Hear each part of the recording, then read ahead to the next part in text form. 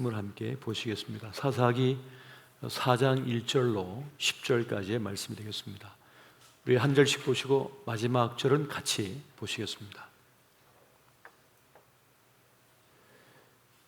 에우시 주군이 이스라엘 자손이 또 여호와의 목전에 악을 행하매 여호와께서 하솔에서 통치하는 가나안 왕 야빈의 손에 그들을 파셨으니 그는 군대 장관인 하로셋 학고임에 거주하는 시스라요. 야빈 왕은 철병거 900대가 있어 20년 동안 이스라엘 자손을 심히 학대했으므로 이스라엘 자손이 여호와께 부르시었더라. 그때 랍비도세의 아내 여선지자 드보라가 이스라엘의 사사가 되었는데 그런 에브라임 산지 라마와 베델 사이 드보라의 종려나무 아래 거주하였고 이스라엘 자손은 그에게 나아가 재판을 받더라. 드보라가 사람을 보내어 아비노함의 아들 바락을 납달리 게데스에서 불러다가 그에게 이르되 이스라엘의 하나님 여호와께서 이같이 명령하지 아니하셨느냐? 너는 납달리 자손과 스불론 자손 10,000명을 거느리고 다볼산으로 가라. 내가 야빈의 군대 장관 시스라와 그의 병거들과 그의 무리를 기손 강으로 이끌어 내게 이르게 하고 그를 내 손에 넘겨주리라 하셨느니라. 바락이 그에게 이르되 만일 당신이 나와 함께 가면 내가 가려니와 만일 당신이 나와 함께 가지 아니하면 나도 가지 아니하겠노라 하니 이르되 내가 반드시 너와 함께 가리라. 그러나 내가 이번에 가는 길에서는 영광을 얻지 못하리니 이는 여호와께서 시스라를 여인의 손에 파실 것임이라 하고 드보라가 일어나 바락과 함께 게데스로 가니라. 바락이 스불론과 납달리를 게데스로 부르니 10,000명이 그를 따라 올라가고 드보라도 그와 함께 올라가니라. 아멘. 오늘은 성경 인물 시리즈 25번째 시간으로 드보라 모성의 리더십으로 이끌다는 제목으로 함께 말씀의 은혜를 나누고자 합니다. 사사기 4장과 5장은 드보라의 활약상을 기록해 놓은 매우 뜻깊은 성경이 됩니다. 남성 중심의 사회 속에서 가부장적인 사회 문화 속에서 그것도 가장 어려운 때 여성의 몸으로 선지자, 사사로 부름을 받아서 이스라엘을 대적으로 구원하여 낸 그 위대한 여성의 스토리를 담고 있는 성경입니다. 하나님의 최고 전략은 늘 사람인 것을 우리가 봅니다. 그런데 그 가장 어려운 그때에 하나님께서는 한 남편의 아내요, 그 가정의 주부였던 이 드보라라고 하는 여성을 여선지자로 세워서 사사로 세워서 그렇게 하나님의 구원의 역사를 이뤄갔다는 것입니다. 매우 놀랄 만한 사건이고 특별한 일이 아닐 수가 없습니다.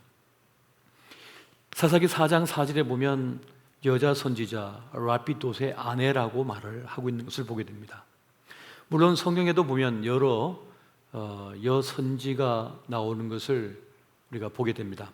역대하 34장 22절에 보면 이에 실게야와 왕이 보낸 사람들이 여선지자 후르다에게로 나아가니 라고 하는 말이 있습니다. 예복을 관리하는 살룸이라고 하는 사람의 아내, 그가 후르다인데 그가 여선지였다는 것입니다.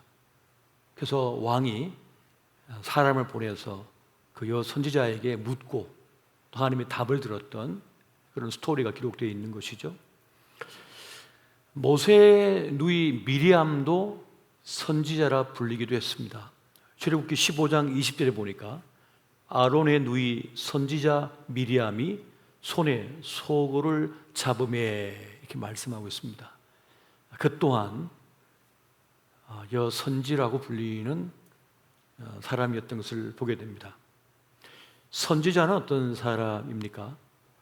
하나님과 하나님 백성 사이에 서서 하나님과 그 백성이 맺은 언약을 기억하게 하는 사람, 상기시켜주는 사람, 하나님의 뜻과 메시지를 전달하는 사람, 그가 바로 선지자, 사사라 하겠습니다.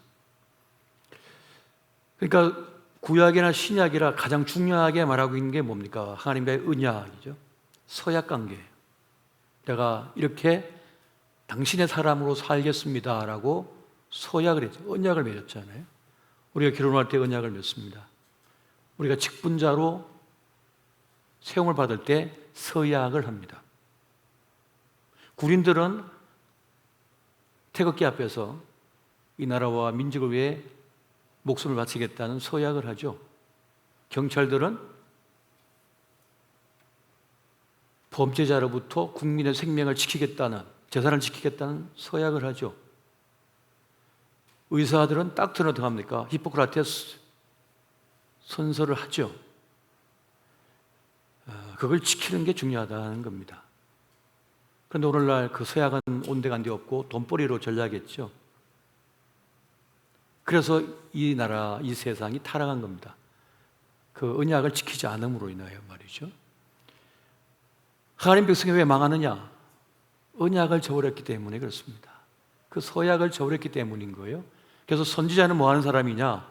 그 하나님과 맺었던 언약을 상기시켜주는 사람, 다시 기억하게 하는 사람이라는 것입니다. 이 드보라가 여 선지자로 세움받을 때는 이스라엘이 매우 어려움을 당할 때였습니다. 사사기 4장 3절과 4절 말씀 보면 이렇게 말씀해요. 야빈 왕은 철병거 900대가 있어 20년 동안 이스라엘 자손을 심히 학대했으므로 이스라엘 자손이 여호와께 부르짖었더라. 그때 라피도스의 아내 여 선지자 드보라가 이스라엘의 사사가 되었는데 이럽니다. 이 철병거를 900대나 가지고 있는 이 가나안 왕 야빈, 너무 강력해서 너무나 힘겨운 그런 때를 이스라엘 백성들이 지나게 되었습니다. 20년 동안 학대를 받았으니까 얼마나 처참한 상황이 되었을까요? 그때 세움 받은 사람이 바로 라피도스의 아내 드보라였다는 것입니다. 백성들 하나님께 부르셨어요. 그 백성들이 고통 속에 하나님께 부르셨더니 그 응답으로서 주어진 사람, 세움을 받은 사람이 누구냐? 여선지자 드보라였던 것입니다. 그 응답으로 이 여성이 지도자로 세움을 받은 거예요. 당시 그럼 남자가 없었냐? 남자들이 많았죠. 군대 장관 바락이 있었고 말이죠. 많이 있었지만 하나님께서 드보라를 사사로, 선지자로 불러 하나님의 뜻과 계획을 전하게 했습니다. 평상시에는 어떤 재판들을 그가 행하고요. 그리고 국가적 위기 상황에서는 군대를 일으켜서 대적들과 전쟁을 치르게 했던 것을 우리가 성경을 통해서 보게 됩니다. 그러니까 가나안의 위협으로부터 군대를 일으켜서 바락을 군대 장관으로 세워서 그렇게 싸우게 했던 것을 우리가 보게 되는 것입니다. 가부장적인 사회 속에서 여성을 선지자로 세운다고 하는 것은 파격적인 겁니다. 이건 대단한 사건인 것이죠. 요즘도 논란이 많을 수도 있는데 또 이 지구촌 안에 여전히 여성의 그 리더십과 인권의 문제가 있는데 그 옛날에 이 시대 속에서 여성을 선지자로 세웠다고 하는 것은 엄청난 사건이 아닐 수가 없는 거죠. 그럼에도 불구하고 하나님은 개의치 않습니다. 하나님은 굳이 그거를 양해를 구하지도 않습니다. 그냥 그대로 세워서 그 일을 진행해 나가셨고 그 백성들은 순종합니다. 왜냐하면 길이 없거든요. 그렇게 드보라는 사사로서 선지자로서 그 일을 감당하는 것을 보게 됩니다. 드보라의 영성과 그의 능력을 꿰뚫어 보셨기 때문이며 하나님의 구원 계획을 이루시기에 조금도 부족함이 없는 탁월한 능력을 가진 사람이었기 때문이었습니다. 하나님께서 보실 때 뭐 남자인가 여자인가 중요하지 않아요. 하나님께서 보시는 것은 합당하냐, 합당하지 않느냐만 보시는 것이죠. 그리고 가나안의 군대 장관이었던 시스라를 죽인 것도 이스라엘의 군대 장관인 바락이 아니라 이방 여인이었던 야엘이라고 한 여인이 이 가나안 왕 야빈의 군대 장관이었던 시스라를 죽입니다. 원래 바락에게 그 기회를 주려겠지만 바락이 선뜻 나서지를 않은 거예요. 두려워서. 그러니까 사사기 4장 9절에 보면 드보라가 이렇게 말을 하죠. 내가 이번 가는 길에서는 영광을 얻지 못하리니 이런 여호와께서 시스라를 여인의 손에 파실 것임이니라. 이방 여인 야엘이 가나안 왕 야빈의 군대 장관이었던 시스라를 그의 간자놀이에 말뚝을 박아 죽여버립니다. 그래서 이 문제를 해결해 버리죠. 자, 여기서 이 드보라의 그 리더십, 여성 리더십이라고 불리는 모성 리더십에 대해서 한번 살펴보고자 합니다.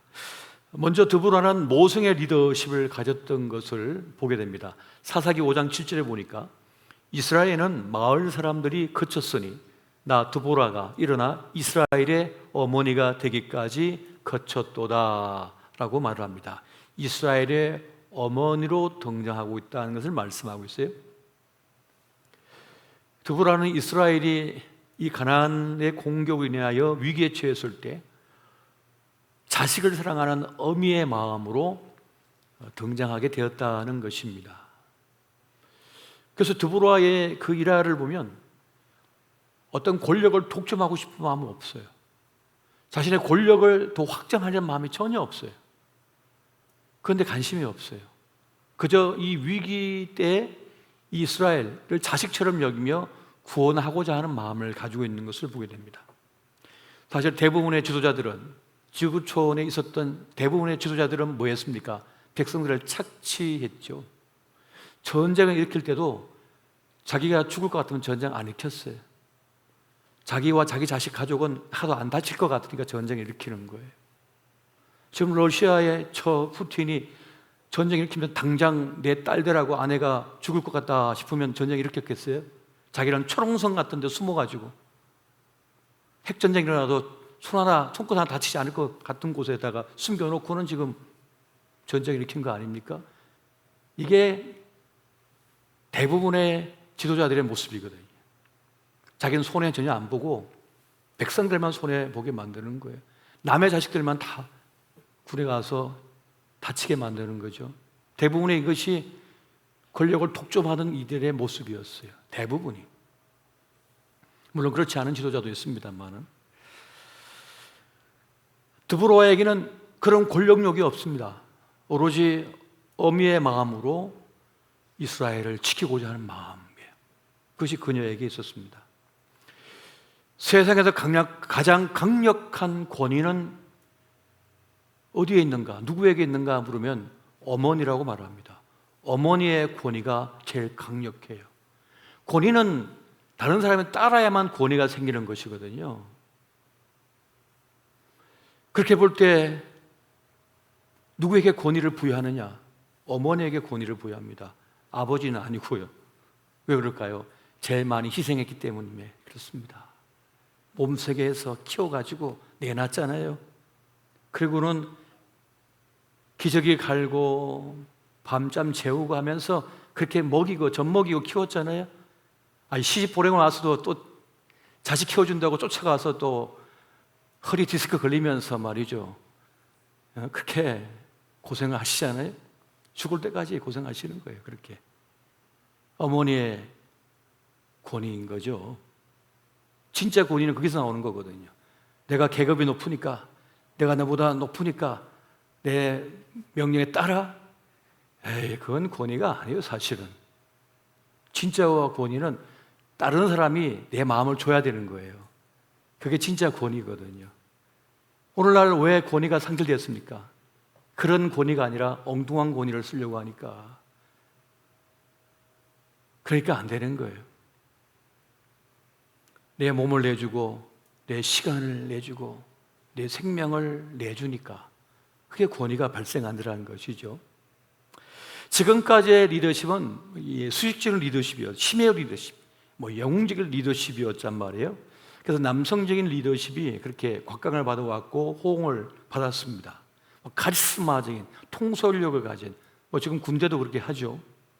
하지만 21세기는 뭡니까? 모성적인 리더십, 배려의 리더십, 공감의 리더십이 중요하게 지금 주목을 받고 있는 것을 보게 됩니다. 존 나이스피트라고 하는 미래학자는 그런 말을 했습니다. 이미 이전에 예언한 건데요, 21세기는 3F 시대가 될 것이다.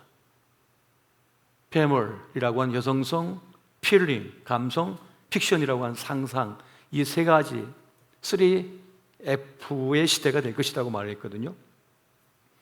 그러면서 요즘 또 주목받고 있는 것이 코칭 리더십이라고 하는 것이라고 합니다.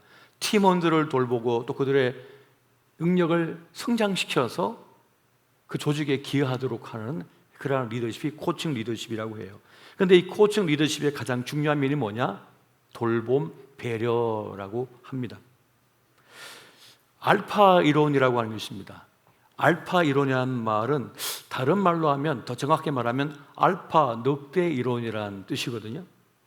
1947년도 독일의 동물학자인 루돌프 쉔켈이라고 한 사람이 늑대를 연구했어요. 늑대를 연구해 보니까 제일 센 놈 한 놈이 다 차지하더랍니다. 암컷을 다 차지하고 먹을 걸 다 차지하더랍니다. 그리고 자기 자식을 다 낳더랍니다. 사자세계처럼 그렇게 하더래요. 그래서 이게 알파 이론이에요. 힘 가진 자가 모든 걸 독식한다, 모든 걸 지배한다는 것이죠. 그 모습이 인간의 모습과 너무 비슷하다, 그래서 정설로 받아들여졌는데 1990년대 후반에 들어서서 데이비드 미치라고 한 사람이 야생의 늑대를 연구해 보니까 이게 틀렸다는 것을 알게 됐습니다. 그러니까 앞서서 연구한 루돌프 쉔켈이라고 한 사람은 동물원에 있는 늑대를 연구한 거였고, 이 데이비드 미치라고 한 사람은 자연 상태에 있는 늑대들을 오랜 시간 동안 연구를 한 거예요. 보니까 늑대들은 척박한 환경 속에서 서로 공존하면서 새끼들을 낳고 돌보더라는 겁니다. 그리고 부부애가 좋아가지고 한 부부가 그 오랫동안 죽을 때까지 살더랍니다. 그래서 서로 협력하고 서로 새끼들을 돌봐주고 그렇게 해서 공동체를 형성하면서 늑대 무리가 살아남더라는 것을 이제 연구 발표하게 된 거죠. 우리가 잘 알고 있는 마키아벨리가 군주론을 말했는데요, 그 군주론에서 뭐라고 말하냐면 이렇게 말해요. 군주는 백성들에게 사랑받는 대상이 되든지 두려운 대상이 되든지 그 길을 선택해야 되는데, 부득불 하나만 선택해야 한다면 두려운 군주가 되어야 한다라고 말을 했어요. 그래서 그 마키아벨리의 군주론을 모든 정치주자들이 추종을 합니다. 그래, 그렇게 하는 거야. 군주는 백성들을 억압해야 돼. 씹으로 깔아뭉개야 돼. 그래서 딱 잡아가지고 통치해야 돼. 그게 정설로 받아들여서 그렇게 통치를 했어요. 지금도 공산국가 보십시오. 지금도 저개발 국가를 보십시오. 다 그렇게 하고 있잖아요. 그런데 선진국들은 그렇게 하지 않지요. 섬김의 리더십이에요. 협력적 리더십을 발휘하잖아요. 이 마키아벨리의 군주론과 그 알파 이론이 비슷하죠. 그런데 그것이 아니다. 그건 독재나 전제국가나 가능한 것이고, 지금의 21세기의 선진사회에서는, 선진민주사회에서는 맞지 않는다는 것이죠. 자신의 강함을 신봉하는 사람은 무례하게 짝이 없습니다.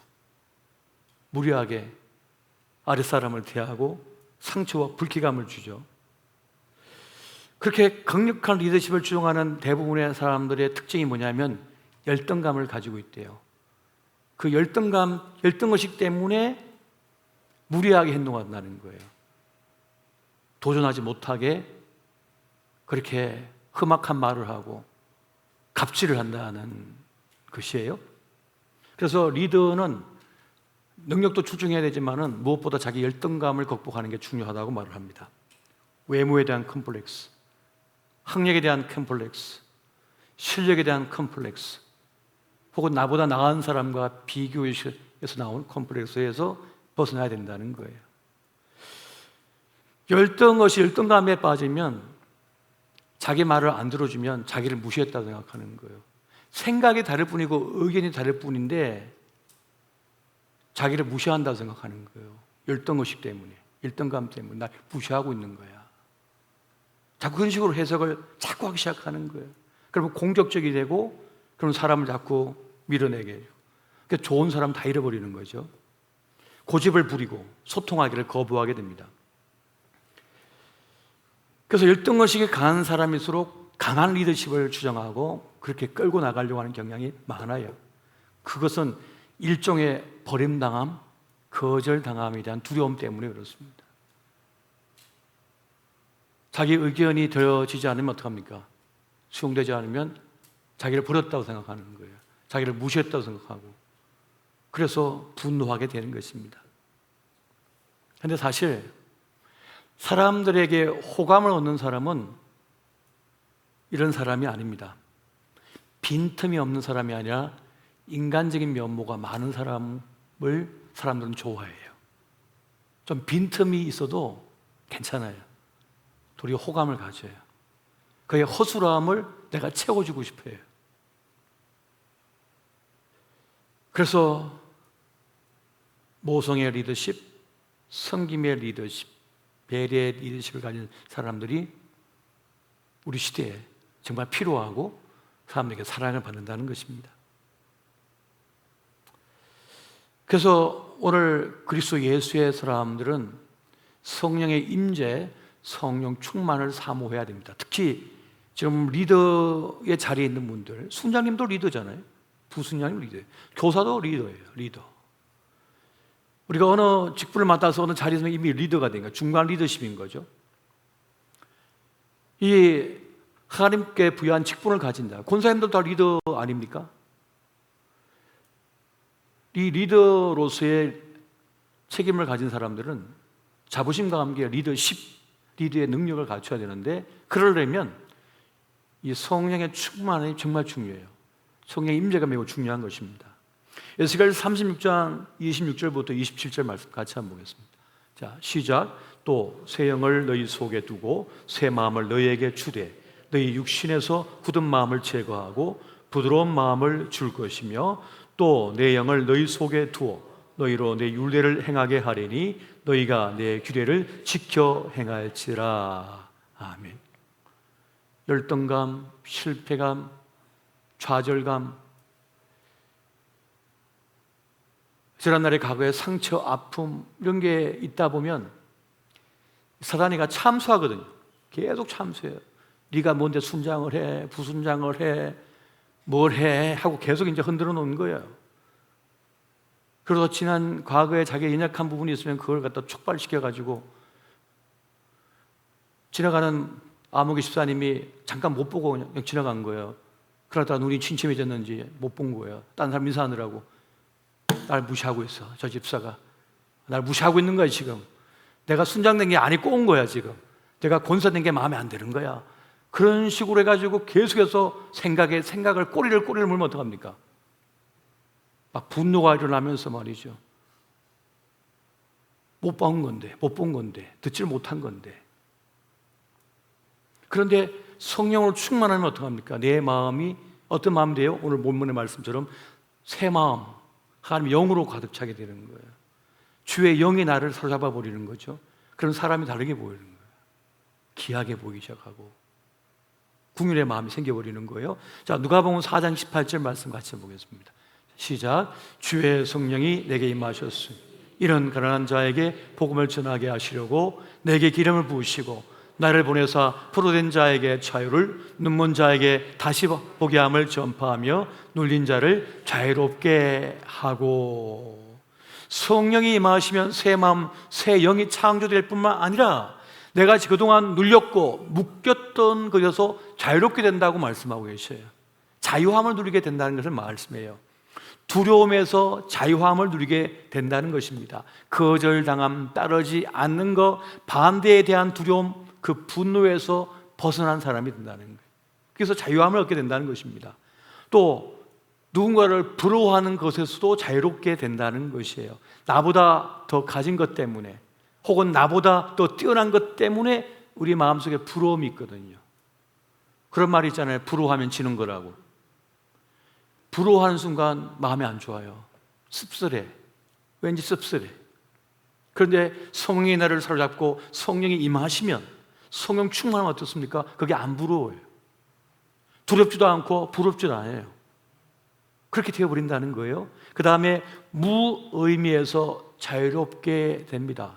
우리가 아무리 만난 것을 계속 먹어도 만난 게 계속 느껴지는 게 아니라 어떻게 합니까? 맛이 없어져요. 맛이 안 느껴지죠. 단 걸 계속 먹으면 도리어 역겹잖아요. 아무리 좋은 일, 선한 일도 계속 하다 보면 무의미에 빠집니다. 무가치하게 느껴져요. 그게 정말 너무 소중한 일이고 너무 귀한 일이지만 화가 나요.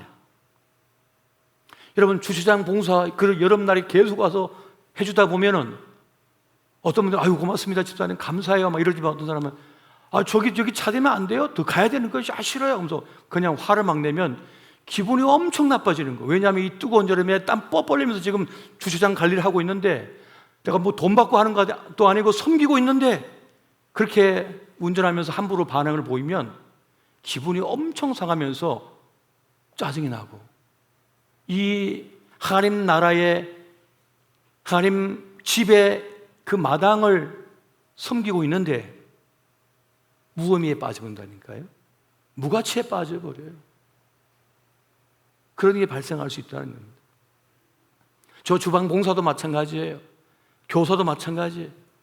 차양대도 마찬가지예요. 하다 보면 무의미에 빠져요.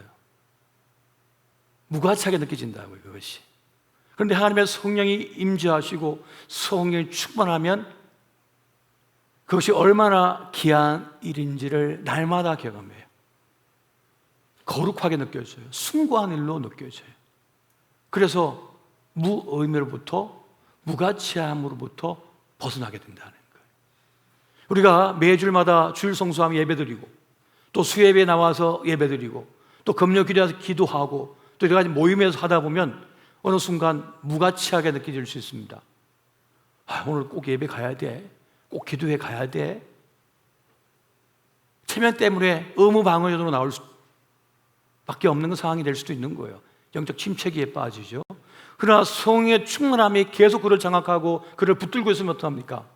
새로운 맛이 느껴지고 너무 귀하게 느껴지는 거예요. 훌쩍 신앙이 커진 누군가의 모습을 보기도 하고 또 성장한 나, 깊어진 나를 경험하게 되는 거죠. 그러면서 너무 귀하게 느껴지는 거예요. 너무 귀하게 느껴지는 거예요. 이것이 매우 중요한 것이란 말이죠.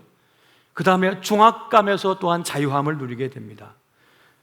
리더가 되면 뭔가 성과를 이루어야 된다고 생각하거든요. 내가 순 모임하면 오늘 이 찬양, 오늘 수예배 찬양, 특별 찬양 준비해야 되는데 순 식구들이 뭐 바쁘다, 아프다, 뭐 일 있다가 못 나오면 순장으로서 너무 창피하기도 하고 또 화도 나기도 하고 나도 바쁜데 하는 마음이 든다. 뭔가 성과를 이루어야 되는데 그에 대한 중압감이 느껴지는 거예요. 순 모임을 인도해야 되는데 나도 성경 잘 모르는데 이걸 이끌어가야 되니까 얼마나 힘듭니까? 그 책임감, 무거운 중압감에서 지쳐버릴 수 있다는 거예요. 그걸 회피하고 싶어진다니까요. 그런데 성령으로 충만하고 성령의 나를 붙들고 있으면 어떡합니까? 상관이 없이 믿음으로 하고 그 결과는 하나님께 맡긴다. 그저 섬김의 마음을 가지고 내가 섬기고 나아간다. 그러나 그 결과는 주님께 맡긴다. 그 결과에 대하여 내가 책임감을 가지고 내가 다 하는 게 아니다. 내가 하나님이 아닌데 내가 하나님처럼 생각했구나. 이 사람들 내 부하가 아닌데 내 부하로 생각했구나. 착각해서 벗어나요. 교회 생활 오래 한 분들이 시험에 더 자주 던지고 교회를 가장 많이 떠난답니다. 교회 충성도가 높은 사람일수록. 교회 오리지널 멤버들, 초창기 멤버들이 교회를 제일 많이 떠난대요. 왜 그런가? 교회 성장학자가 연구한 결과를 보니까 너무 많은 걸 기대하더랍니다. 내가 벌써 몇 년째인데 내가 얼마나 많이 헌신했는데 하는 가운데서 특별 대우를 받고 싶어하는 마음이 자기도 모르게 생겨나 버린대요. 그런데 담임 목사님이 특별하게 자기를 안 대해주는 거예요. 내가 지금 목사님 옆에서 몇 년째 하고 있는데 나한테 이렇게 대접하는가 하는 마음이 막 생긴다는 거예요. 자기도 모르게. 저는 안 그랬는데 무의식 속에 있다는 거예요, 그게. 그래서 실망하고 낙오하는 경우가 점점 많이 생긴다는 것이죠. 그런데 하나님의 성령으로 가득차고 성령 충만하면 어떻습니까? 내가 해줬다는 것이 아니라 하나님이 나를 써준 것에 감사하고 이 위대한 하나님의 역사 속에 내가 한 자리를 차지하고 한 몫을 감당했다는 것 때문에 감사해요. 더 감격스러움으로 헌신과 그 길을 가게 된다는 것입니다. 그렇게 성령이 임하면 어떻습니까? 하나님을 인정하게 된다는 사실이고 하나님의 일하심을 믿게 된다는 것입니다. 성령이 충만하면 하나님의 일하심이 보이는 거예요. 저 아무개 집사님, 아무개 순을 통하여 일하시는 게 보이는 거예요. 담임 목사님을 통하여 지금 행하시는 일들이 보이는 거예요. 하나님께서 어떻게 일하시는가 보이는 거예요.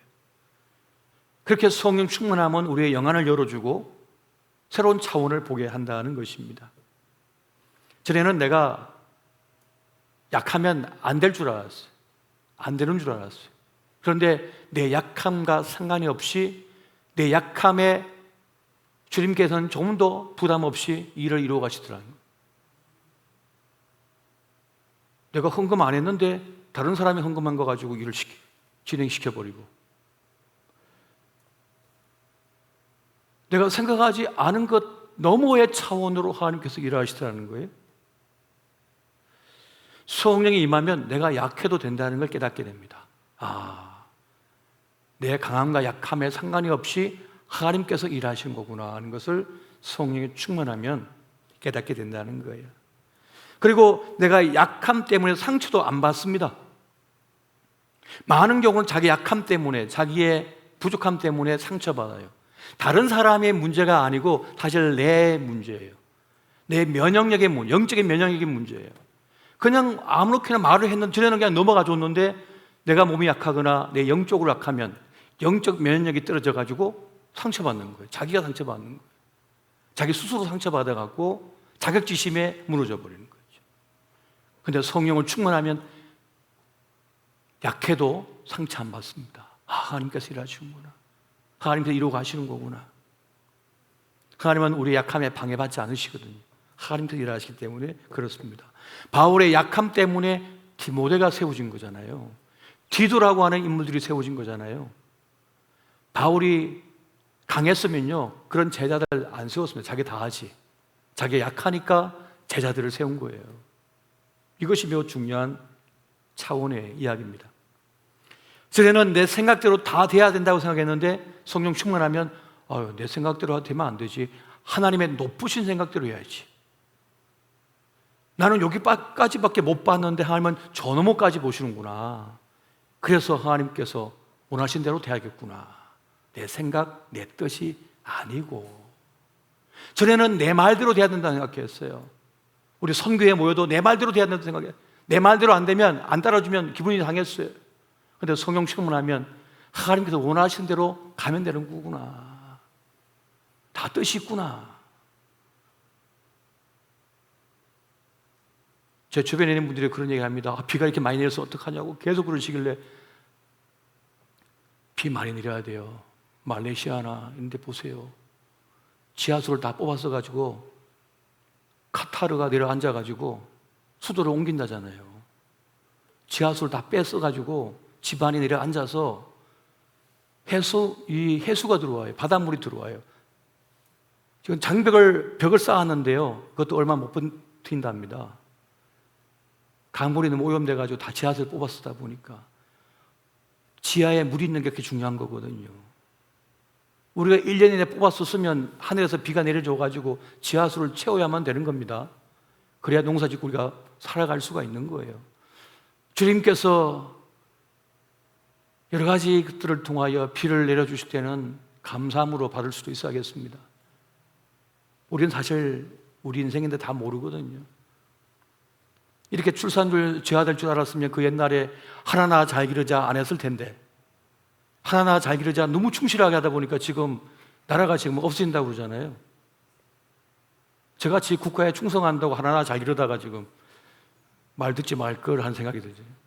생육하고 번성하라는 주의 말씀을 드렸어야 되는데. 그래서 성령의 사람은 내가 강해도 약해도 상관 안 합니다. 그저 하나님께서 알아서 일하실 것이니. 그렇게 이 모성의 리더십은 누군가를 배려하고 누군가를 아껴주고 그리고 넓은 가슴으로 전체를 바라보는 그런 마음을 가지죠. 자식들이 여러 자식들이 있는데 그 가운데 뒤떨어진 자식이 하나 있으면 마음이 써지고 하나 더 먹이고 싶고 하는 마음이 있거든요. 근데 세상에 강한 리더십이 뭡니까? 뒤떨어진 거 버려. 떨어진 거 버려. 앞에 있는 거면 가. 근데 어머니 리더십은 뭐예요? 모성의 리더십은 천천히 가도 같이 가야지. 이게 모성의 리더십이거든요. 그 드보라가 그 가나안 왕 야빈의 철병거를 이겨내기 위해서 모든 지파를 다 찾아갑니다. 그래서 다 끌어모아요. 끌어모아서 싸워서 이깁니다. 그래서 제가 성경을 보면서 하나님께서 왜 이 드보라를 쓰셨는지 알겠더라고요. 이걸 보니까 막 각 지파가 흩어져 가지고 자기 살 길만 찾고 있다 보니까 응집력이 없어 가지고 적이 공격하면 도망가는 거예요. 싸우죠. 이겨내지 못하는 거예요. 그래서 우리 시대에 필요한 게 뭡니까? 이 모성의 리더십에서 중요한 것이 바로 협력적 리더십이라고 하는 것입니다. 바로 협력할 줄 알아야 된다는 것이죠. 이 협력적 리더십을 이 드보라가 이끌어냅니다. 그래서 드보라는 에브라임, 베냐민, 므낫세, 스불론, 이사갈, 납달리라고 하는 6지파를 잘 안 따라오는 이 지파들 다 찾아가 가지고 하나로 결속시킵니다. 특히 납달리와 스불론은 1만 명을 군대를 보내주죠. 그래서 그 전쟁에 승리합니다. 드보라는 자기가 혼자 다 하려고 하지 않고 각자 맡은 역할대로 분배를 일을 해주고 그리고 함께 협력하여 그 일을 이뤄냈다는 것이에요. 하나님은 우리의 서로의 부족한 부분을 채워서 돌보도록 하셨고 그렇게 교회를 이끌어 가기를 주님께서 원하시는 겁니다. 서로에게 지체가 되어줘서 돌봐주고 더불어 함께 가는 공동체, 그게 바로 교회의 공동체이고 하나님의 공동체인 것이죠. 전도서 4장 우리 9절부터 12절 말씀 같이 한번 보겠습니다. 자, 시작. 두 사람이 한 사람보다 나으면 그들이 수고함으로 좋은 상을 얻을 것임이라. 혹시 그들이 넘어지면 하나가 그 동물을 붙들어 일으키려니와 홀로 있어 넘어지고 붙들어 일으킬 자가 없는 자에게는 화가 있으리라. 또 두 사람이 함께 누우면 따뜻하거니와 한 사람이면 어찌 따뜻하랴. 한 사람이면 피하겠거니와 두 사람이면 맞설 수 있나니 세 겹줄은 쉽게 끊어지지 아니하느니라. 아멘. 이 하나님의 지혜인 것이죠.